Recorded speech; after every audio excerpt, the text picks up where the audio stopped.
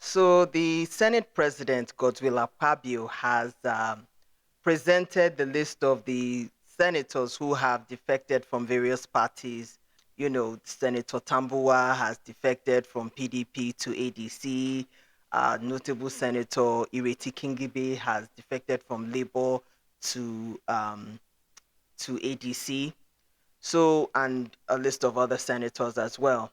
I think this is in response to the further Electoral Act Amendment, which states that anybody who is caught in between two political parties or are a member of two political parties would be assigned either 2 years imprisonment or 10 million naira fine. And I think this was a quick one. It was a quick amendment. They said, okay, let's quickly do this amendment because I feel like the chess players want to know who all the players are on the chessboard so they know how they navigate their pieces. So they know who is in ADC, who is in PDP, who is in Labour, and who is in APC. So you want to find out where all the allegiances lie so they know their next move. That's just what I think is happening with ADC. You're getting more members, you're getting more exposure. I think that you should put all your structures in place in all over 700 local governments around the country. As you know, about 30 out of the 36 governors are now in APC.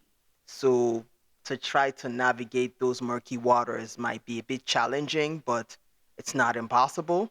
You can go ahead and do that, create your structures in all those local governments, and find out how you can stake your candidates and field candidates in all those places prior to the 2027 elections. So you can go ahead and do that. You have more members across different parts of the country. So it's not a bad deal. So I wish you all the best of luck. Concerning PDP, you're bleeding from the seams. I feel like people like Yinsun Wike, people like Atiku Abubakar have, in their own capacity, destroyed the political party.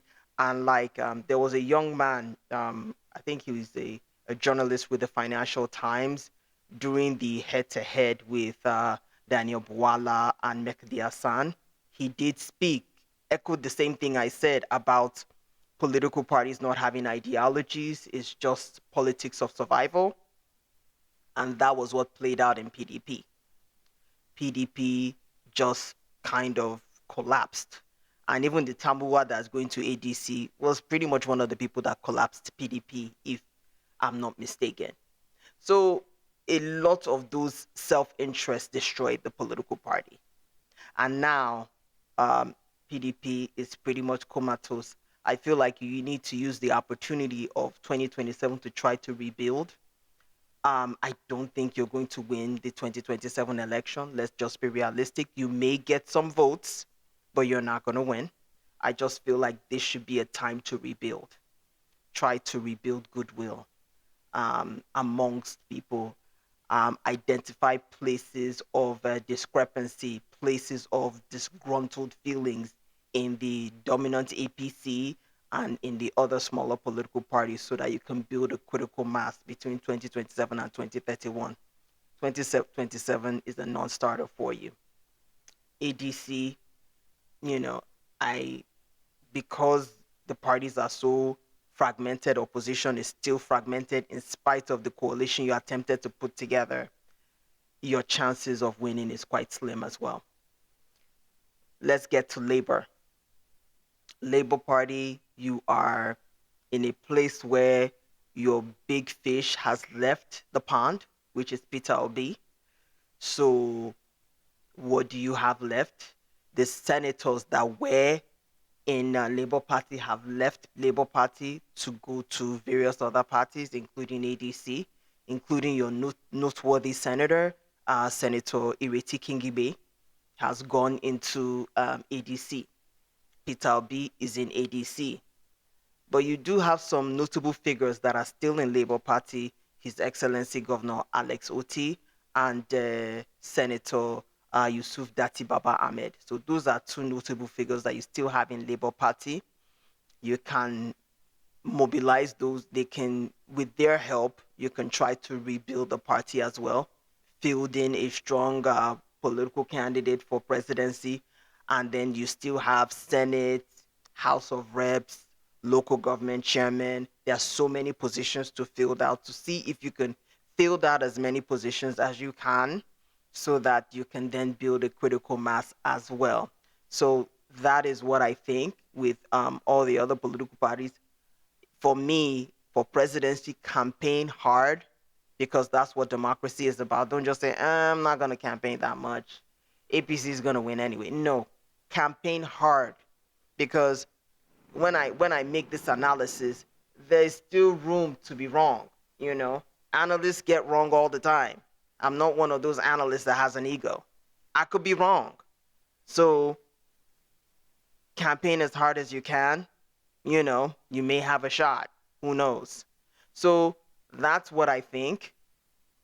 And because Nigerian politics is a politics of survival, it makes aligning and being loyal to one political party extremely difficult.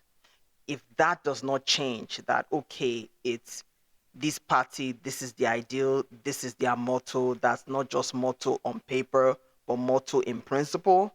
If that is not the case, then it's kind of dead on arrival, in my opinion, because they say, okay, this party is not meeting my interests, I best to decamp. And every politician that we know has decamped. Okay, this does not favor me, let me decamp.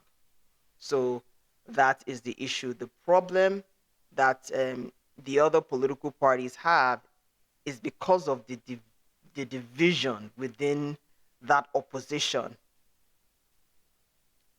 they're going to lose.